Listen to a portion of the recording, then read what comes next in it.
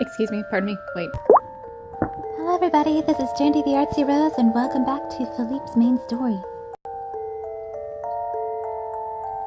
Shall we continue where we left off with Chapter 9? Isabella and Philippe were about to go down to a certain lake in particular. I wonder what's there.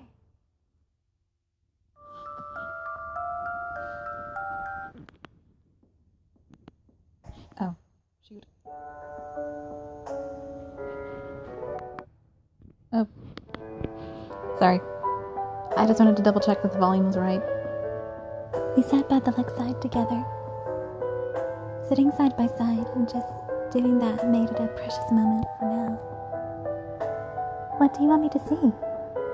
Oh, today is the day when the star children will be born. It only happens once every 100 years. Star children, how wonderful! How mysterious it is that life can be born into the realm of the dead. He looked so terribly happy at my reaction that I felt the urge to want him all to myself. No, I just need to enjoy this moment for what it is. He shifted closer to me and pointed out a big tree. The star children will be born from that tree, but since trees are very shy, we will need to watch quietly. So, he wrapped a blanket he had with him around me. It was big enough to fit 2 people. Won't you get under the blanket with me, Philippe? It'll be warmer with 2. I know it's a lie, but still, let me have you all to myself just for tonight. Yes, alright. It was very warm wrapped up in the blanket together. I felt a fluttering of my heart. It's almost time, princess. I followed Philippe's lead and lay back on the grass. The stars were so pretty, twinkling like that.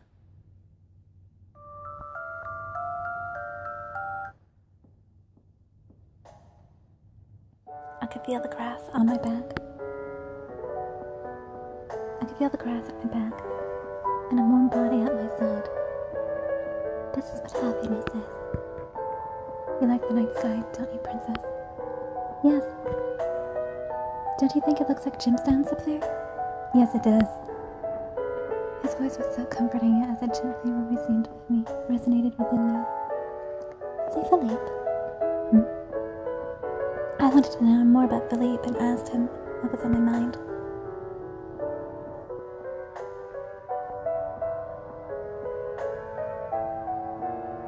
Why did you become an author?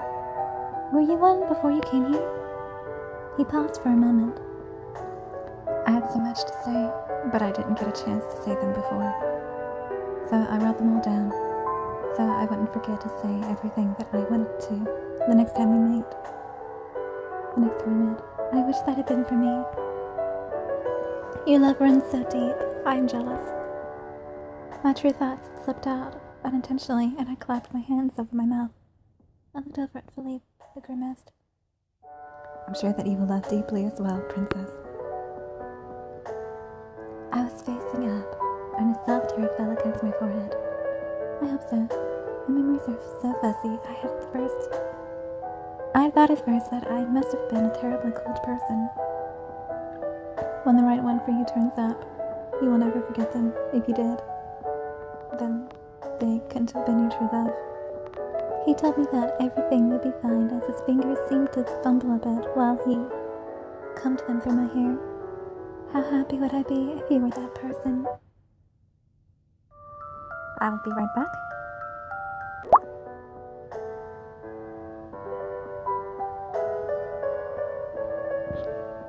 Is 2,000 years a long time? His eyes wavered sadly. Who can say, maybe not so long. No? Hope, and had a lot of belief in that hope, so it might have been no time at all. But she promised me that we would definitely meet, and so I waited. And that way, it was definitely a long time. We spent all that time searching for her. Maybe I should have congratulated him? Your love runs so deep, I am jealous. No!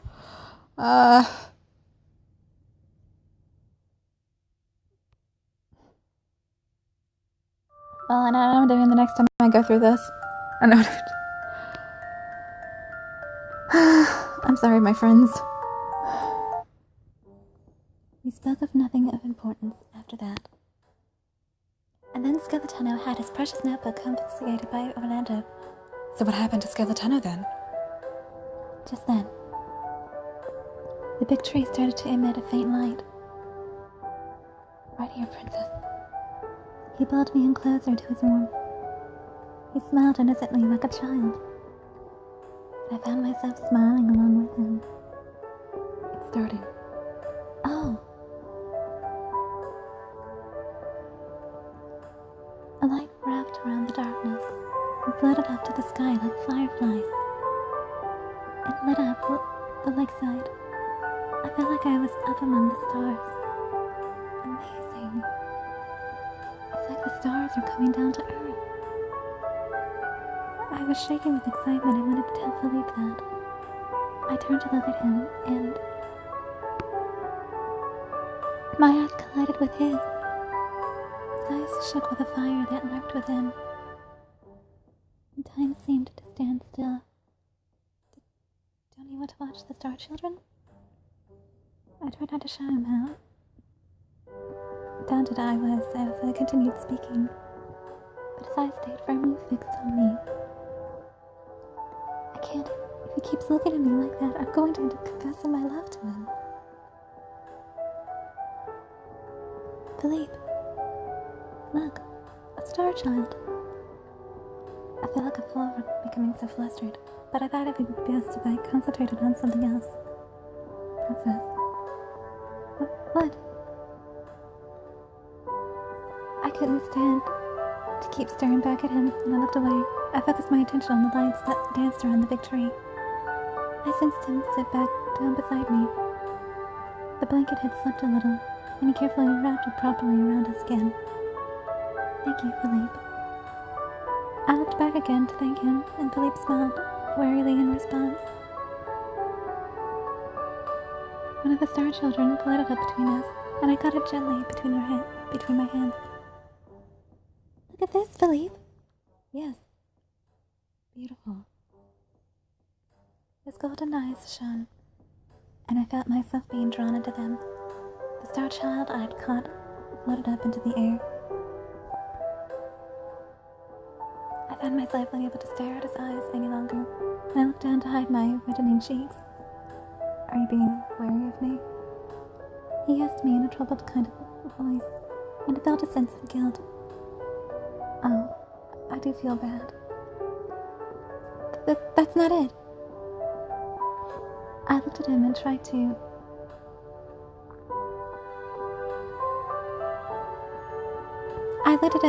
fix his misunderstanding when... Sorry, you were right. Huh? A soft sound reverberated throughout the forest.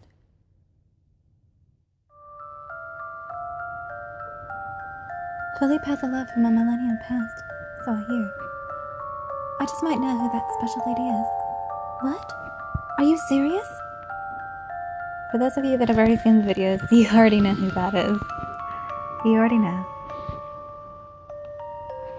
Well, when I have something to do when I go through the Mystical Ending run. I'm gonna get that line. I'm Jandi the Artsy-Rose, and I will see you in the next video. Goodbye!